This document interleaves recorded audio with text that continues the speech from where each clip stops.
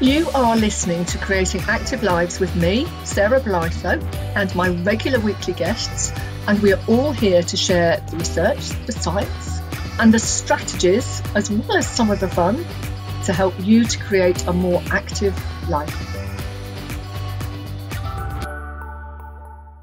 Hello, and welcome to this episode of Creating Active Lives, and my guest, Fiona Smith. It's really exciting, actually, because this is another podcast that really focuses into the body, into nature, and all the sorts of things that I love. So I'm really looking forward to this conversation. Fiona Smith is the founder of Body Wisdom Therapy, and she's a brand partner with the Mental Wellbeing Company. She's a certified body therapist, a somatic experiencing practitioner, a safe and sound protocol provider, and a yoga teacher, and a somatic trauma-informed coach. And she's got over 20 years experience of working with the body and mind, and is based in Copenhagen in Denmark. Fiona's going to tell us a little bit about what all of those actually are in a moment, for those of you that aren't quite sure. But Fiona works with women who want to heal patterns created by trauma or by stress or by grief. And she works with people and gives them tools so that they can kind of regulate and restore their nervous system and feel safe in their body and really move on and create a much more confident, much more clear life that they own, rather than just kind of participate in, which I think is something a lot of us do.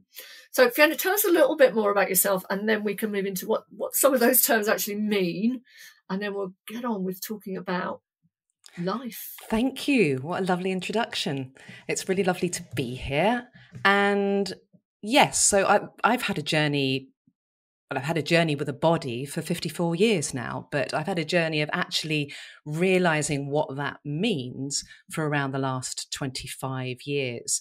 And until that point, I think my body was just this part of me that carried me around and carried out functions, and while my brain and the rest of me kind of got on with life.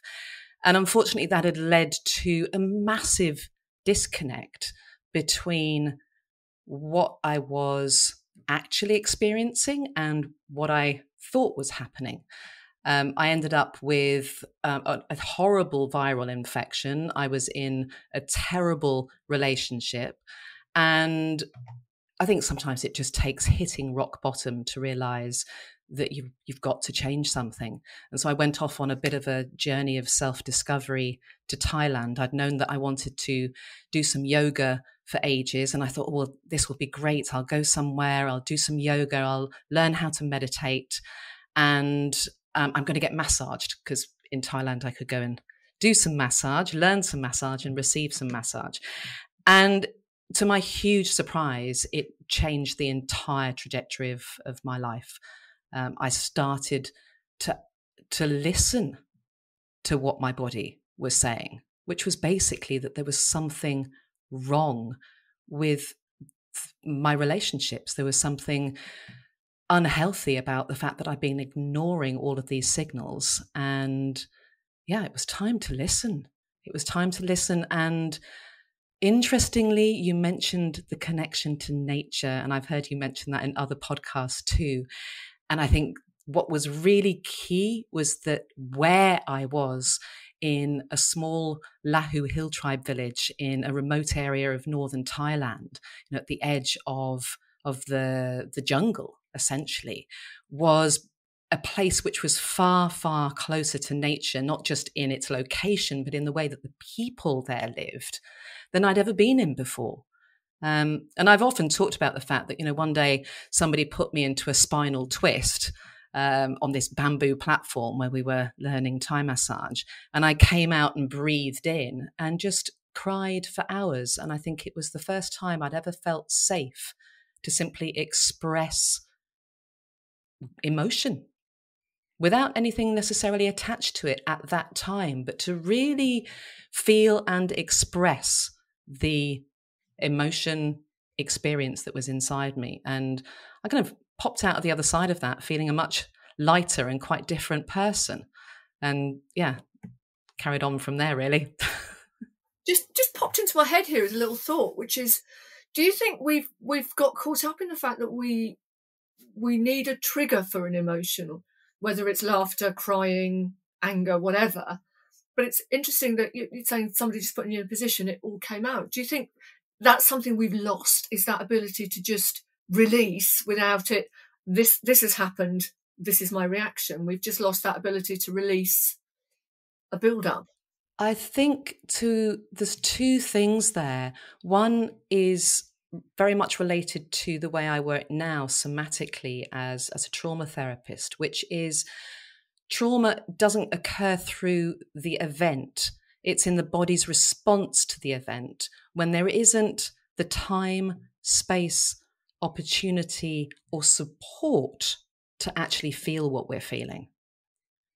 So I think we do get really disconnected, but it's often because we're living such busy, intellectually led, multitasking lives.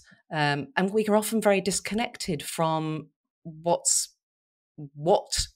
the impact of the experience is at the time that we're having it. So I think what was going on for me there was not just something that happened, a trigger that happened, but that there was space and support and opportunity to feel what was stored essentially in my body. So when I start to work with clients now, you say, well, can I explain what some of these terms mean? When I work somatically with somebody, instead of starting to talk about a problem, we go first to the body to find out, well, where and how can we experience something as a resource? Like what's okay, even if it's the tiniest thing, what feels okay? And for somebody, it might be going for a walk with their dog.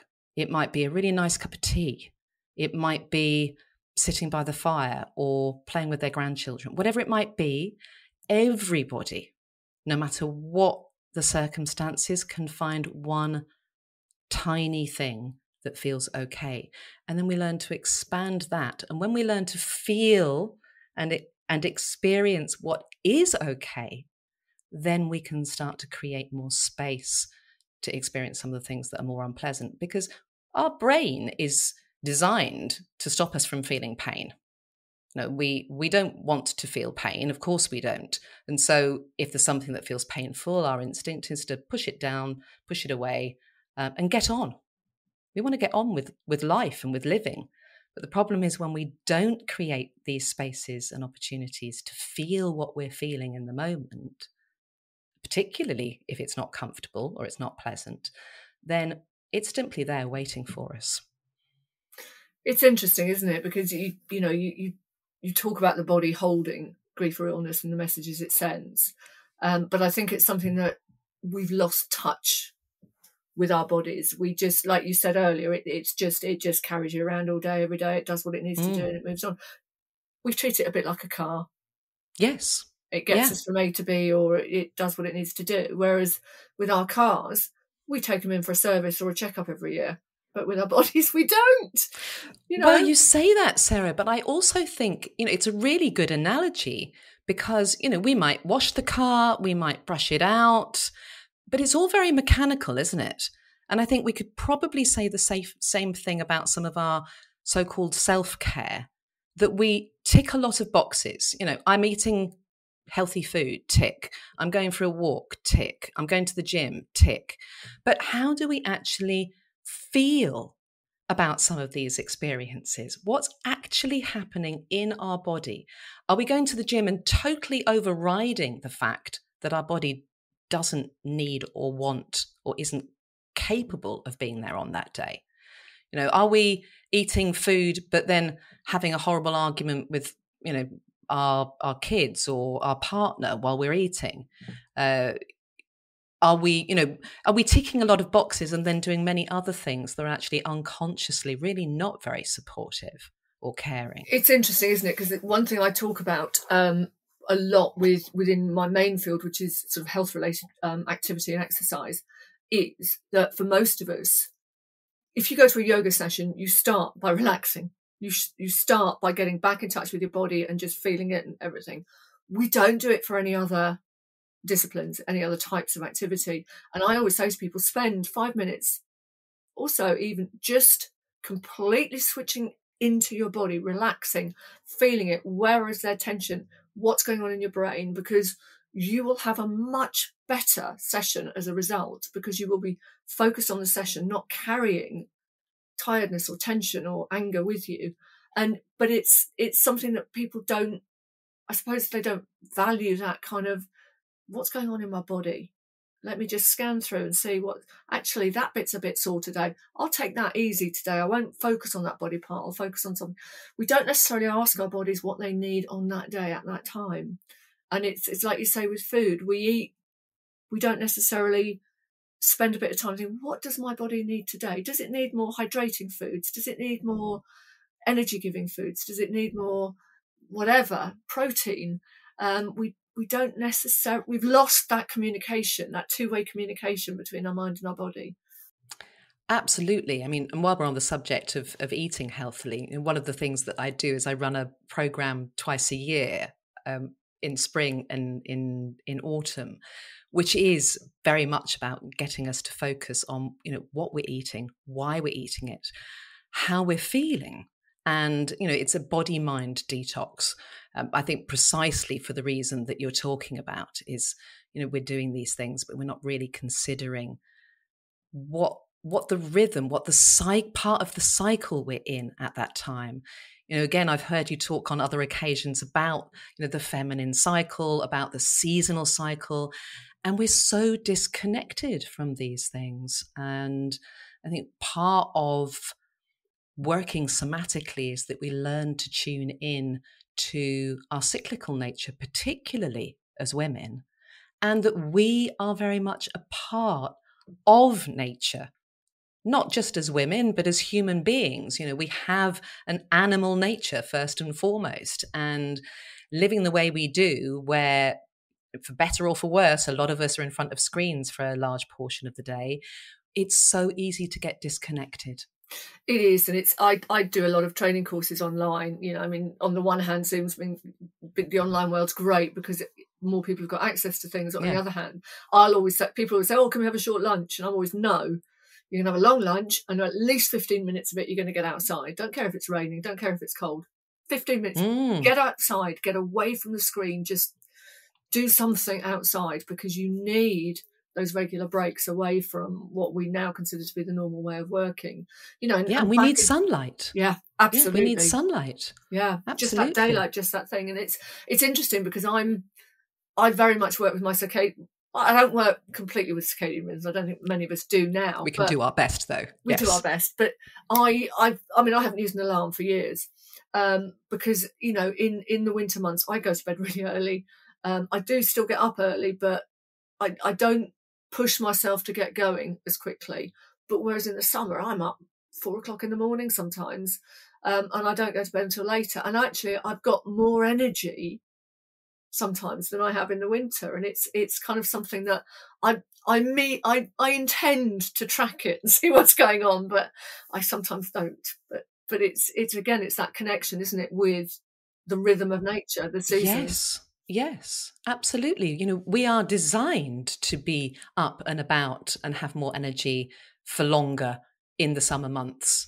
It's only sort of, post-industrialized world that we've stopped doing that. And you said something really key there that I've just made a note of, was that you don't push yourself. And I think that's something that we sadly have learned to do almost all of the time, is to ignore our natural impulses and to push through, to push ourselves. And I think we hear that not just, well, I was going to say we have that in our behaviors, but we also have that in our language. Like when we think about that inner critic, the way that we can talk to ourselves, the language of should, got to, all of the shoulding that we do to ourselves to make ourselves do things that our natural impulse, our natural animal impulse, our nervous system is screaming out of us at us not to do. So it is, we were talking before we began to record about this slowing down, and the language of the nervous system is slow. And this is the thing, isn't it? I think, the majority of people out there will be aware that we have a nervous system. But I also think that probably the majority don't really understand what it does. They'll just know, oh, my nervous system has kicked in or something like that. Whereas actually your nervous system is always kicking in. It never switches off. It's an elemental part of who we are. Yeah. Yes. What they mean is that their sympathetic response has gone, wah! And then we don't deal with that sympathetic response in the way that we're designed to. But that's a whole other thing. Get moving, everybody. But it's, our nervous system can have a very positive impact on what we do, a very negative impact on what we do. And it's about, as well, it's not necessarily about controlling your nervous system, because the whole function of it is to respond in a way, but it's about listening, I suppose, to the way you react when you react. I mean, is that something that we need to do more of? Absolutely. And you've said something there, which is, it's not about controlling our nervous system. We would love to think that we could control our nervous system, because with this cognitive prefrontal cortex that we have, this human thinking brain, it thinks it's in charge. The conscious mind, which is about 5% of our whole brain, loves to think that it's in charge. But it's like putting the toddler strapped into the back in charge of driving the vehicle. It's actually our nervous system that is in charge of everything, in charge of hormones, in charge of our emotional responses, in charge of the thoughts that we have, because there is a reciprocal loop between the thoughts that we have and what's going on in the body. If we are feeling unsafe, we can't have creative thoughts. We don't make good decisions, because the first thing that happens when we feel unsafe is that we lose access to this cognitive thinking brain. And we can literally flip our lid, and listeners won't see this, but I'm flipping the lid of my hand, my fingers, because we don't have full access to our frontal cortex, which is why when we get overwhelmed, super stressed, we start to feel confused. We have really foggy thinking. We're not making good decisions. If you think about an angry toddler who's crying and screaming, you're not going to have a rational conversation, even if they were verbal. They are completely in their limbic system, in their emotional, animal responses to a situation. And so we need to wait with all of the talking, whether that toddler is 3 years old or 33 or 63.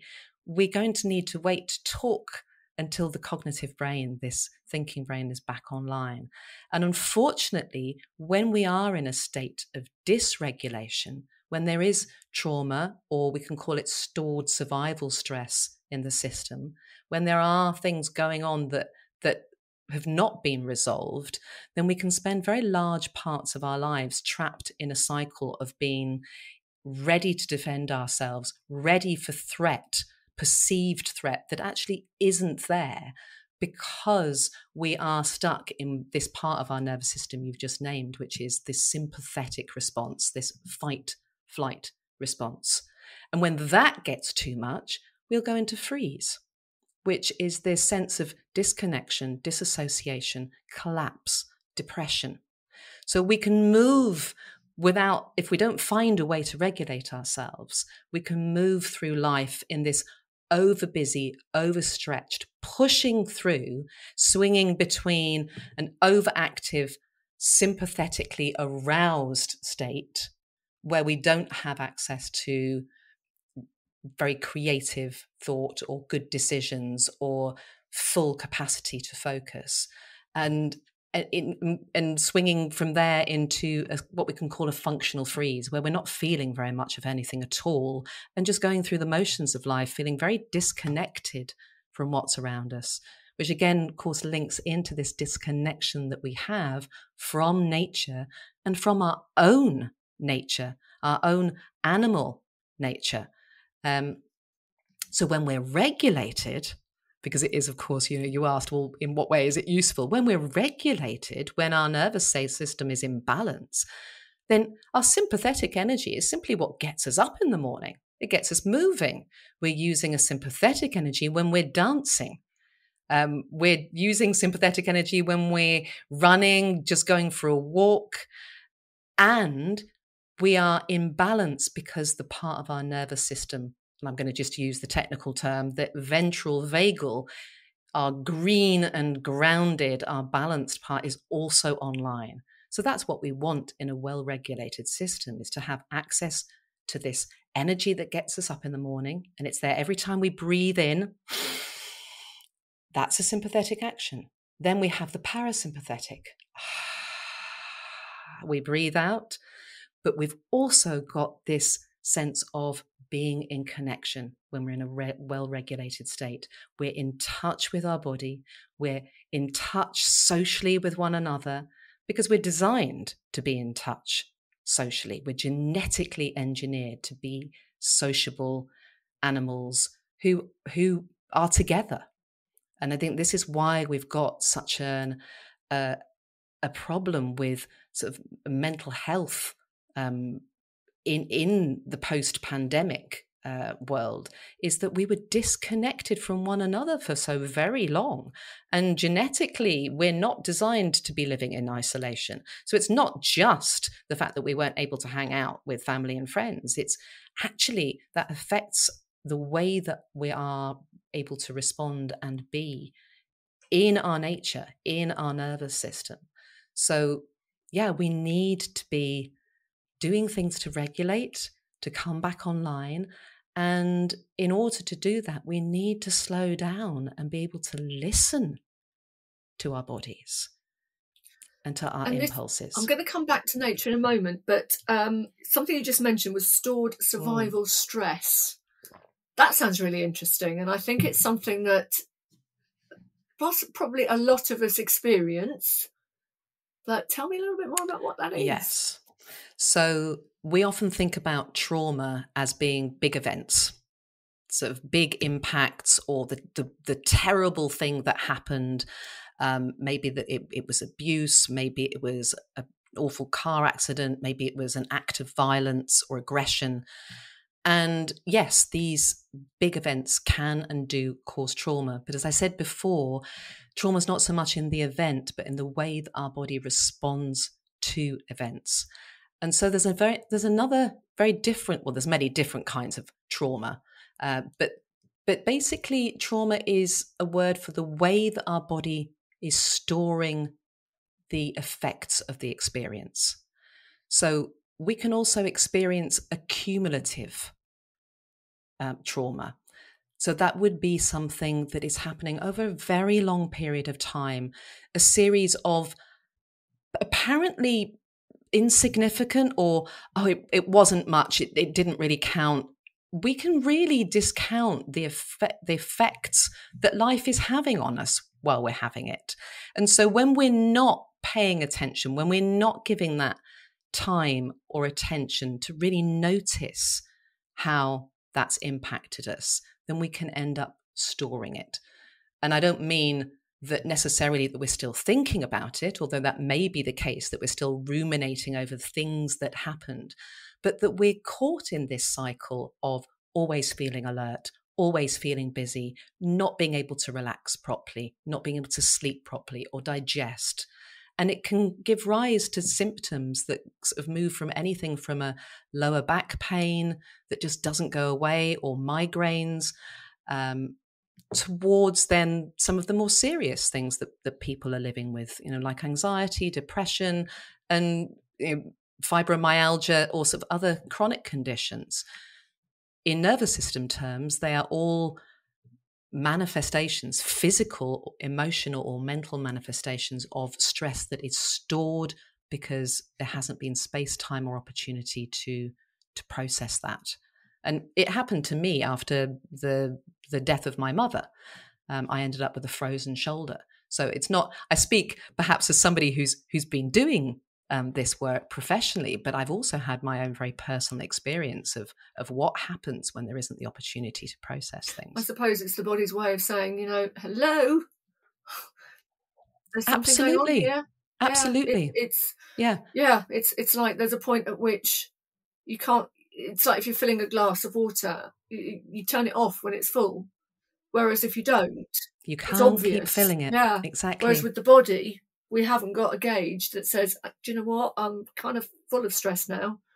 here's what we do. It's this is Well, where we need to the listen. gauge is the symptoms. Yeah. We need to be listening to symptoms. The gauge is the symptoms. Symptoms are not the problem. They are actually the body signaling that it needs some attention. So if we can learn to listen to the symptoms, to tend to the symptoms, to give space, care, and attention, then, and that's not something that we can easily do on our own at home, because that's part of the problem. We were on our own at home, and therefore there wasn't the opportunity or the care or the attention to offer this. So it isn't, I'm not suggesting that people should just sort of, switch off the podcast and sit down and listen and then everything's going to be okay. But we can do certain things for ourselves. Of course we can. But for example, if I can just speak about what happened for me, was that my mother had had a short illness. She had stage 4 pancreatic cancer, and she died at home after sort of 2-3 months after her diagnosis. And I was very fortunate that I was able to be there with her and support her while she was dying, and support my father. My sister was also around a little bit, but she had much younger children at the time. And it's always felt like a gift to have been able to do that. It was a huge thing for me to be able to do for and with my mother. And then after that, I came home and I picked up life and my practice, and realized that actually, no, I couldn't work, because it wasn't something that I couldn't give massage. I couldn't coach while I was in a state of grief. But I had to carry on being a mum and a stepmother. I was still a daughter to my father, who was on his own and grieving. And then we got a pandemic, and suddenly all the doors closed, and I just carried on. I carried on homeschooling my son and taking the dog for a walk, and I had to sell a house in the UK, and I bought a house in Denmark, and life just continued. And over a period of time, I then went back to work, and I started to get terrible pain coming through my left arm that started at my wrist. And I was going to doctors, and they were saying, well, there's nothing physically wrong with you. It's like I was in a lot of pain. And over time, a period of about 6 to 9 months, I ended up with a frozen shoulder.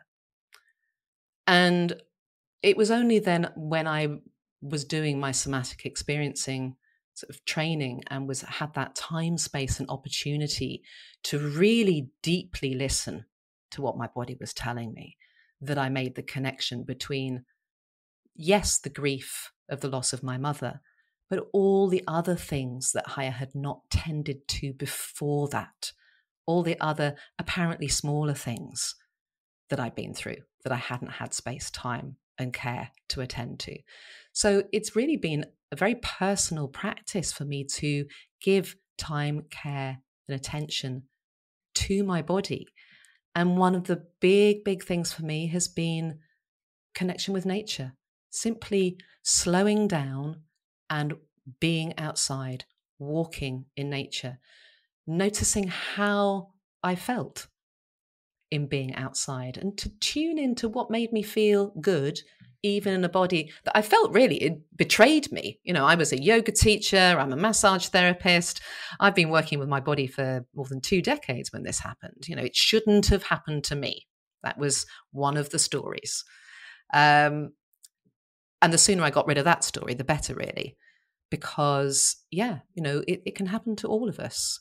We can all experience things that we can't process. But when we slow down and we give a little bit of time and care and gentleness to our system, then we come out the other side.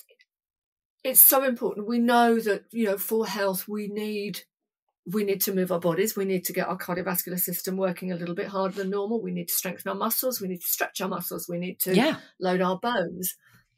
But we also need to be active in a slower, more gentle way, don't we? It isn't all about harder, faster, stronger. Sometimes it's about slower, awareness. And people say, oh yeah, but I run outside, I spend lots of time in nature. It's like, no, you don't. You spend lots of time rushing past nature, not necessarily in nature.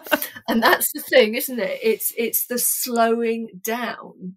Oh yes. And being in nature that's so important. And like anybody knows who listens into this podcast, that nature is one of my big things. And it doesn't matter if it's a park, a national park, a mountain, an ocean, a river, a pond, a puddle. Yeah. It doesn't matter what it is. It's that connection with nature. We need it, and yet we're often outside, but we're not connecting, are we? No, absolutely. Why is that connection just so important?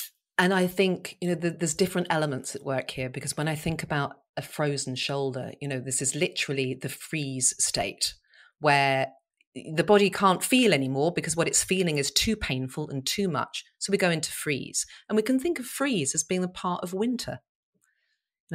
It's a state of dormance. There's less movement, but there is still movement. Nature never stops moving. Even in the deepest part of winter, nature doesn't stop moving. So I think, it is really key, and it was certainly key for me, that we keep moving. Because I look out the window now and it's like the leaves are moving, the branches are moving, the flowers are moving, the clouds are moving, the birds. So it is a case of keep moving, but do it in a way that feels nourishing, that is slow enough. It's like we have to slow down in order to come back to the spring. So we come back to that part of nature that, again, I heard you on a podcast with Fiona Winter talking about our cyclical nature, and she was talking about the second spring. I'm not quite in my second spring yet, but it's coming soon. I'm in that perimenopausal phase. But yes, it's a time of really going in and listening. And then we get that rebirth. Then we get the energy rise again. We've got to go through it to come out of it. It's not not with grief, not with the body, not with the nervous system. We can't skip it. We need to be able to go in and quieten down and listen, just in the way that the winter does. And then we can come out and we get that energy back and that rise and that vitality and joy. So yeah, we just need to move in quieter ways. And it's not about doing nothing, is it? Because nature's, like you said, nature is never doing nothing. There's always something going on, whether it's germination or rest.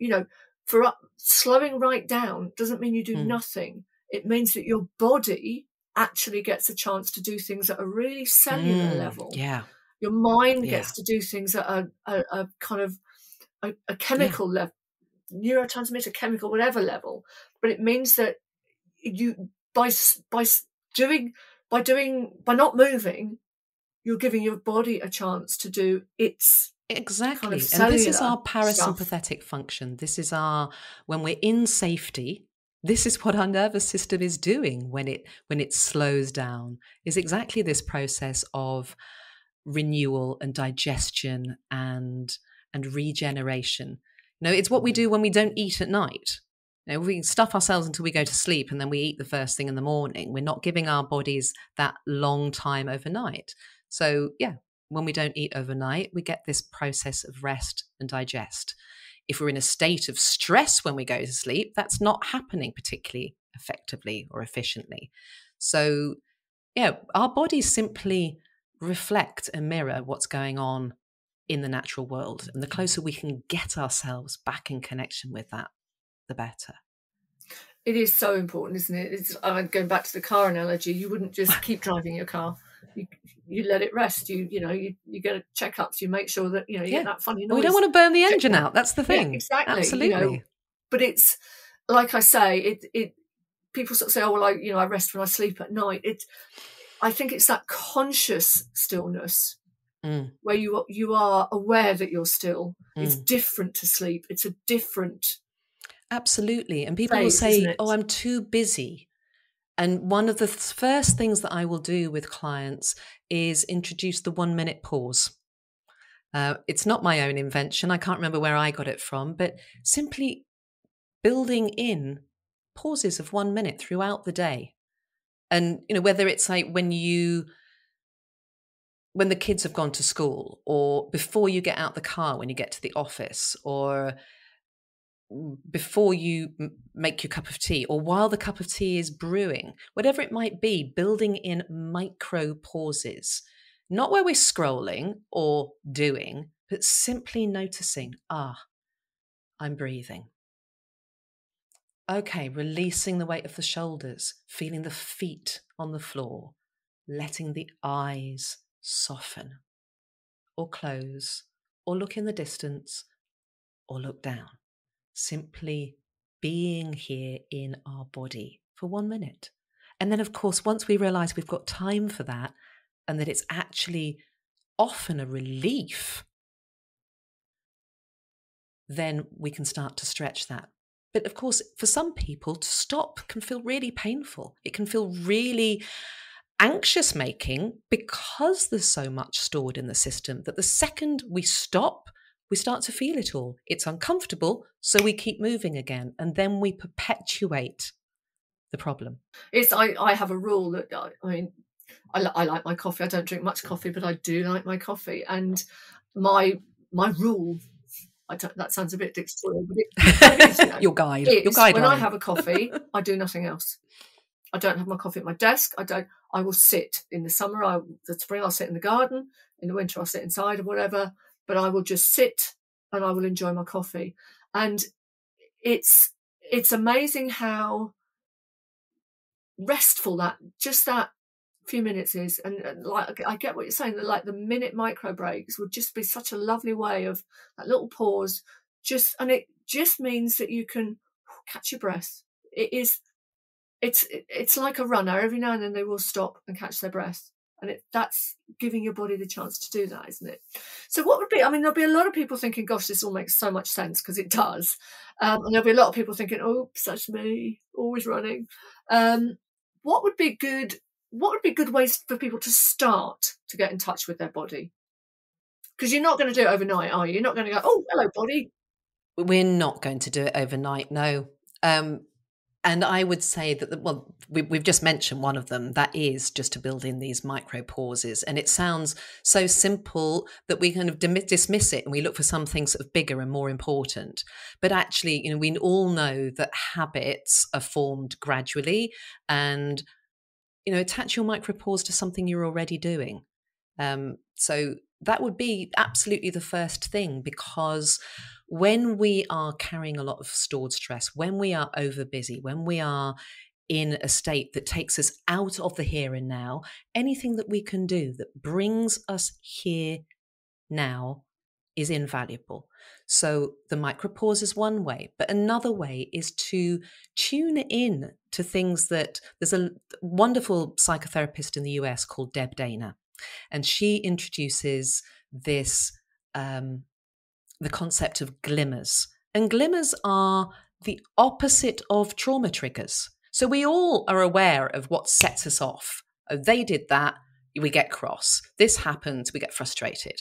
But we're not so aware of the little things that make us feel joy or pleasure or laughter or fun. So one of the first things that I will send a client off to do, and anyone who's in my world for any length of time knows that this is something that I talk about a lot, is to seek out the glimmers, to notice the glimmers.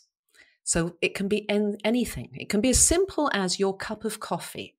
Like, what does it smell like? Like, do you have a special frother that you've got sort of milk on the top? Or do you go to a coffee shop and you've got one of those beautiful sort of heart-shaped patterns on the top? Whatever it is, whether it's a flower or a tree in blossom sort of waving against the sky, when you notice something, think, oh, that's nice. Or that you're just laughing at a really funny joke or a silly moment with a friend. When we can capture this and not just be aware that it happened in our mind, but, how do I feel?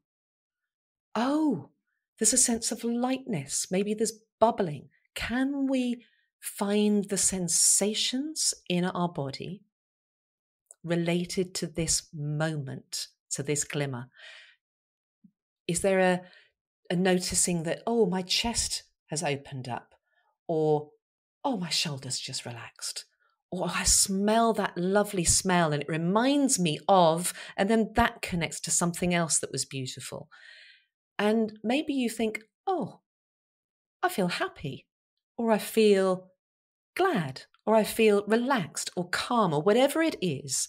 The more we can train our mental attention towards these things, but also train our body to notice what they feel like, the more resilience, the more capacity we develop for managing the not so pleasant things and the not so comfortable sensations that are there. Because actually what happens when we don't want to feel the uncomfortable stuff is that we also block the good stuff. We can't selectively stop feeling. So whether it's grief or pain, when we block that, we're blocking the access to joy and to fun and to pleasure. So train the attention to glimmers. That would be the first It's funny, thing. isn't it? I'll often say to people to try and get them to slow down when they're out walking and to start noticing is look for heart shapes in nature. Beautiful. But it's because it could be a leaf, it could be a bit of a tree, it could be a puddle, it could be I've found a couple of stones. I've got some beautiful stones that are heart-shaped. And sea glass and things like that. But actually what would be good is find a heart shape and then just feel how it makes you feel. Add that part in, absolutely, because that's the part that's missing for so many of us. Even as a yoga teacher, I realized I could talk about feeling grounded. Oh, I feel really grounded. But I was still missing the level of sensation of, but what does that actually feel like at the level of sensation in my body? Because otherwise it's still just a word. I feel grounded. I feel happy. How do you know? So this is the question to ask ourselves. I feel happy. How do I know I feel happy? So we've got micro pauses. We've got attaching the micro pause to something that you're already doing, because then it doesn't feel initially it won't feel uncomfortable. I'm guessing after a while it actually becomes important in itself. You don't have to attach it. It's just like, no, I need a pause. Yeah, it's just there. We've got noticing in nature, but noticing the feeling as well as the thing, whatever. What else could people do? I would say, just to say, noticing in nature, I think that's really important, but it doesn't have to be in nature. It can be just, a good book, a moment. It can be some music that is your glimmer. It can be hanging out with a friend that is your glimmer. So, not everyone necessarily is going to want to start in nature, particularly if people live in cities, but just for them to know that actually there's a starting point wherever we are. And I would say other ways are it's all to do with the body. So I would say just a simple self-massage is another thing that I often will teach my clients, or simply to notice, for example, or a hug. That's another one, a self-hug. So we can put one hand around our rib cage and we can put the other hand over the opposite shoulder and just feel the contact of our own hug. And maybe we feel skin, but to notice what the muscles feel like, to notice what the body feels like, and to give ourselves many people are touch deprived. Many people, it's not just about disconnection from people, it's disconnection from touch, but we can give ourselves touch. And the self-hug is a really, really powerful way to offer a little bit of self-nurture. So that would be another doing thing, that we can really feel that contact with the body and give ourselves a hug. And one last one is the VU. So this is another great one that I first heard from Peter Levine, who's the founder of Somatic Experiencing. And the VU is a great way to reconnect, because we haven't really talked about the vagus nerve, but the vagus nerve is like the powerhouse. It's the central part of our autonomic nervous system. And one of the ways in which we can tone the vagus nerve and bring ourselves out of a freeze state is to VU. It's VOO. and I can do a little demonstration now. I love the VOO. So you can join in. I don't know if the recording is going to let us both do the VOO. So we can do this with or without a hand on the belly or a hand on the chest, simply to take a breath in.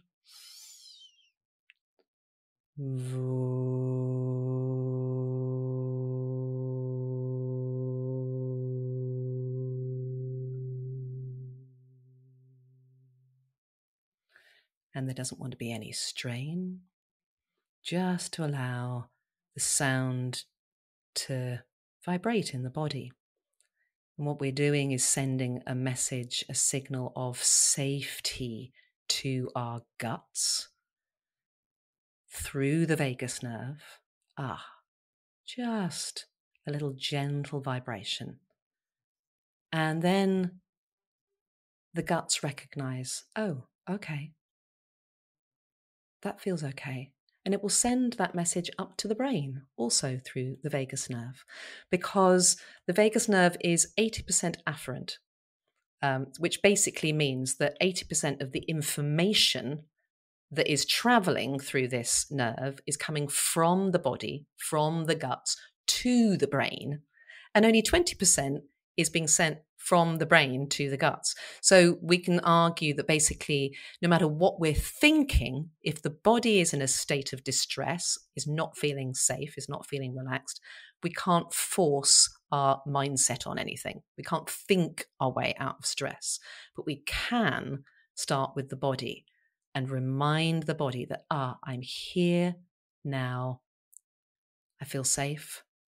Send the message back to the brain. Oh, it's okay. I'm okay. I'm here.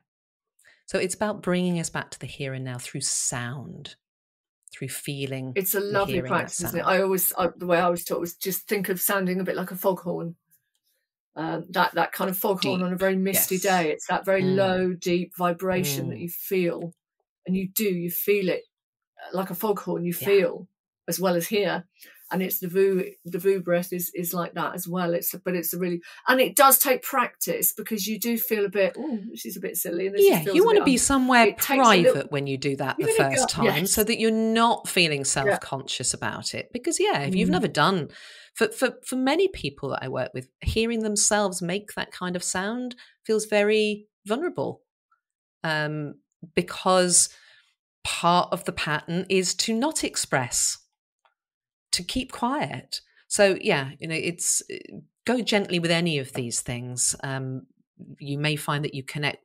I think that this is why I tend to start with the glimmers, because everyone can relate to seeing something, having a moment of, oh, that's nice.